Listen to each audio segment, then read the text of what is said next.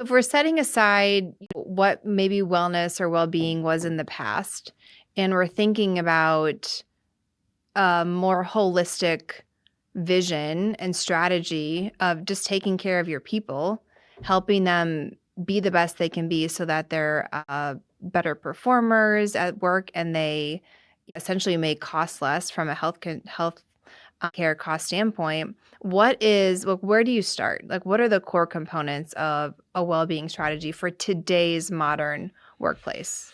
Yeah, it's a great question, and I would say that what's the most important thing is thinking about it from the perspective of how can you from the very beginning begin to think about tying your, let's call them health and wellness metrics, back to business performance. And I think that's really what's going to ensure the sustainability of a program. So for some organizations, they might be thinking about health and safety, right? There was a construction company that they did something very simple. What I think is important too is it doesn't have to be expensive. And I think that that's where a lot of organizations, well, we don't have the budget for that, or we're going to not be able to afford that this year. But what they started doing was just putting pictures of their family on their hard hats when they would go out in construction sites.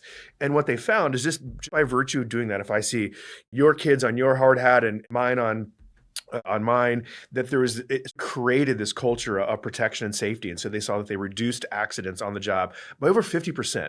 Like, that's an incredibly powerful metric for a construction Wow. company that's looking at reducing accidents on the job. It's something as simple as putting pictures. And so it reinforces that sense of belonging and purpose with others. And so again, for construction companies and other companies that might be looking at days missed, accidents on the job, things like that. For other industries, it might be very different.